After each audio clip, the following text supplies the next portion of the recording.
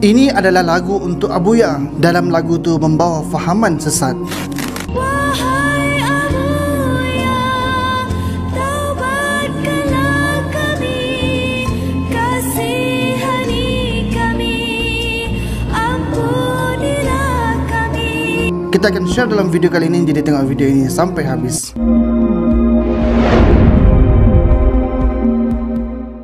Assalamualaikum warahmatullahi wabarakatuh. Sahabat semua, apa khabar? Semoga sehat selalu dan dipermudahkan dalam segala urusan. Untuk video kali ini kita dengar dan juga jawab lagu yang dikatakan menyeleweng daripada akidah Islam yang dibongkarkan oleh satu page iaitu PUKAS, iaitu Pusat Kajian Ajaran Sesat. Berdasarkan apa yang mereka berikan, memang ada bukti ataupun sandaran atas setiap dakwaan mereka. Okey, sahabat semua, sebelumnya sehari dua ni bila saya membuat carian, terdengarlah satu pantun bermuzik yang masih lagi ternyanyi di dalam fikiran kita, iaitu Kedai Ikhwan di Putrajaya, siapakah dia?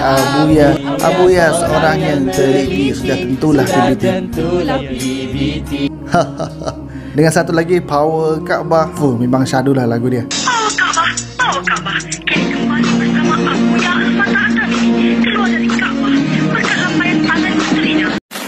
Baiklah sahabat semua, sebelum kita pergi jauh, korang kena tahu dulu, sebelum ini ada satu kumpulan yang dipimpin oleh seorang ustaz yang bernama Asy'ari bin Muhammad. Kumpulan ini diasaskan pada tahun 1968. Namanya adalah Al-Arqam. Kemudian pada tahun 1994, kumpulan ini difatwakan sesat dan diharamkanlah di Malaysia. Mereka tukar pula nama daripada Al-Arqam kepada Rufaqah. Kemudian pada tahun 2006, mereka juga difatwakan sesat sekali lagi. Dan pada tahun 2010, Ustaz Asy'ari Muhammad ni meninggal dunia. Yalah kan, sebagai manusia pasti akan mati. Dan kumpulan mereka tidak berhenti di itu sahaja, ia yang diteruskan oleh pengikutnya. Mereka tukar lagi ataupun ribbon balik daripada nama Rufaqah kepada GISB sehinggalah ke hari ini dengan identiti lain, tetapi sebenarnya mereka adalah sama. Dan mereka ini ada banyak cawangan dan bidang yang mereka cuburi pun cukup banyak, lebih-lebih lagi daripada sudut ekonomi. Memang tip-top. Mereka ini adalah salah satu kumpulan yang memperjuangkan ekonomi Melayu. Tetapi yang hangat diperkatakan sekarang ini ialah daripada sudut akidah, bukanlah daripada sudut ekonomi. Juga mereka ini ada kumpulan nasyid, antaranya ialah kumpulan Mawaddah, dan yang nyanyi lagu ni juga adalah kumpulan mereka.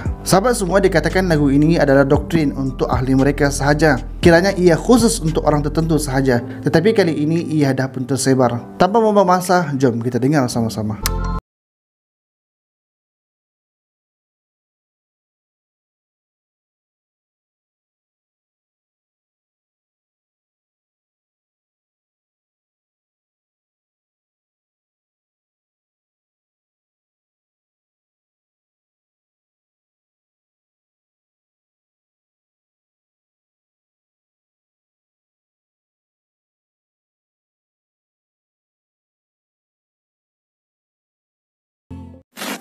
Sahabat semua, bait pemimpin Daulah Islamiyah ialah sebuah pemerintahan khilafah. Yang dimaksudkan dengan Daulah Islamiyah iaitu negara-negara Islam juga umat Islam ini di bawah satu pemerintahan. Tetapi apa yang lebih jelas lagi, lagu yang dimaksudkan di sini ialah Fatah At-Tamimi, iaitu bermaksud Imam Mahdi ataupun kumpulan yang membantu Imam Mahdi. Arqam, Rufaqah, Kelompok Ikhwan. Ini adalah Faiz Jakim dia. Akidah dia tentang tu, dia menganggap benda kata apa ni, Asy'ari itu ialah rasul mereka. Dan pengikut Arqam, Rufaqah ataupun JSB ni percaya yang Ustaz Asy'ari ini adalah PBT, iaitu Putra Bani Tamim. Kita juga boleh dengar daripada lagu mereka yang lain.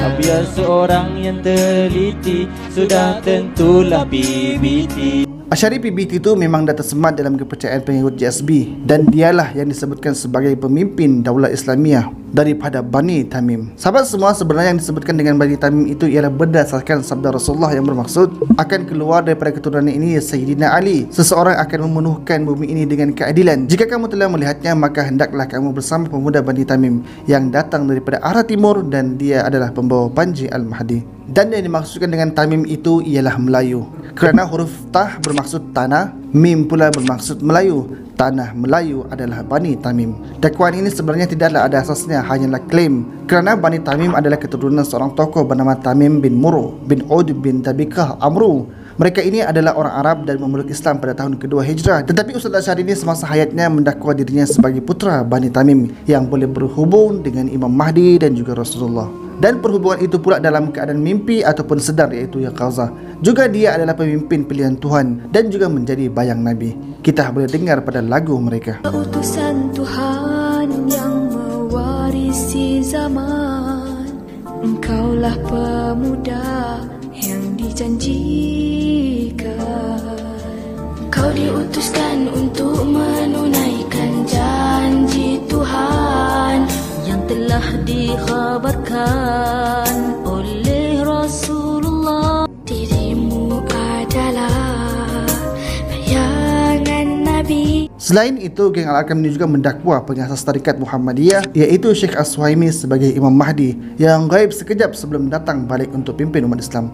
Dan daripada fahaman inilah, pada tahun 1994, Jabatan Agama telah pun mengeluarkan fatwa bahawa Arkam ini sesat. Dan Bani Tamim yang didakwa memerintah Daulat Islamiyah pun meninggal pada tahun 2010. Kita kepada lagu seterusnya.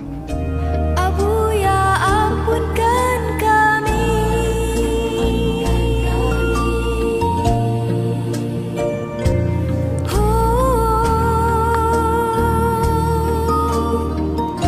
Abuya, tolonglah kami. Abuya, selamatkan kami. Selamatkan. Abuya, terimalah kami. Abuya, maafkan kami. Abuya, terimalah kami. Okay, sahabat semua, bait lagu ni agak berat disebabkan para pengikutnya meminta ampun, meminta tolong, meminta diterima kepada Abuya dan minta lagi lain-lain untuk selamat. Sahabat semua, mengkultuskan ataupun mensucikan pemimpin ni dah banyak orang buat, sehingga para nabi dijadikan sebagai Tuhan sebagaimana Kristian, para pemimpin juga dijadikan berhala sebagaimana Buddha, dan apa yang diungkapkan daripada bait ini memang berat. Makanya kita sebagai Muslim wajib menolak fahaman seperti ini. Kerana Rasulullah dah didik kita untuk menyembah, meminta dan berdoa kepada Allah yang Maha Kuasa, Maha Kaya dan Maha Pengampun, menjauhkan kita, mengeluarkan kita daripada min ibadatil ibad ila ibadatillah, daripada menyembah hamba kepada menyembah Allah. Itu yang Rasulullah tegaskan, itu yang Rasulullah bawa. Bukannya mengagungkan, meminta kepada seorang manusia, kepada makhluk. Allahus Samad, Allah lah tempat meminta. Allah itu Maha Berkuasa, Allah itu Maha Besar. Tidak cukupkah lagi meminta kepada Allah? Kenapa perlu meminta kepada makhluk lagi? Sesungguhnya Allah itu Maha mendengar dan Maha melihat. Allah tahu, Allah dengar permintaan dan juga ratapan kita. Tidak ada keperluan untuk meminta ampun, meminta diselamatkan kepada orang lain. Kerana yang menyelamatkan dan memberi ampun adalah Allah, bukan manusia yang lemah. Kerana manusia ini diri sendiri pun melakukan dosa, bukannya maksum. Diri sendiri pun susah nak urus, najis pun busuk, apatah lagi nak selamatkan orang. Ketahuilah sahabat semua, bila kita meminta selain daripada Allah, ia dah pun masuk kepada syirik, mengakui adanya makhluk yang boleh memberi ampun, memberi pertolongan dan sebagainya. Kerana memberi keselamatan, memberi pertolongan dan yang mengampunkan itu adalah Allah. Sebagaimana firman Allah Subhanahu wa taala, innallaha ghafurur rahim, sesungguhnya Allah itu Maha Pengampun dan Maha Pengasih. Cukup daripada bait lagu itu secara zahirnya dah pun jauh. Dan sahabat semua kena ingat firman Allah Subhanahu wa taala, inna syirka la zulmun azim, sesungguhnya perbuatan syirik itu adalah satu kezaliman yang besar. Sahabat semua, sebenarnya ada juga pada lagu lain yang mana mereka dakwa Abuya ini adalah sahibul zaman. Kaulah yang memiliki zaman, kerana-Mu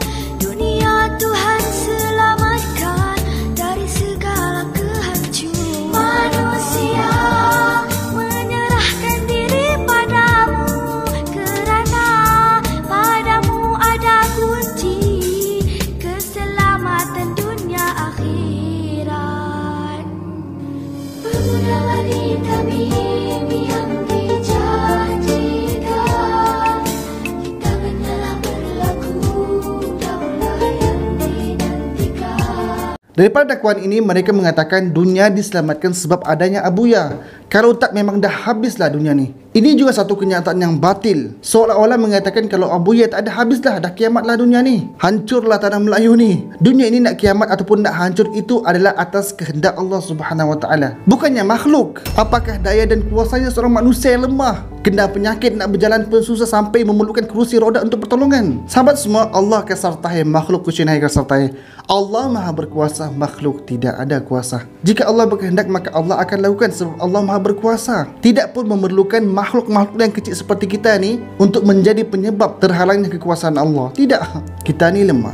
Dan untuk isu geng-geng global ni, pihak berkuasa dah ambil tindakan. Kita tunggulah nanti macam mana. Okey, modus operandi kepada GISB ni Sebab kita ini orang awam sahaja, hanya mampu nak share, mampu nak kritik, mampu nak komen sahaja. Tindakan selanjutnya adalah daripada mereka yang berautoriti. Jadi sahabat semua, cukup sekedar itu sahaja. Kita jumpa pada video selepas ini untuk bahas lebih panjang lagi. Assalamualaikum warahmatullahi wabarakatuh.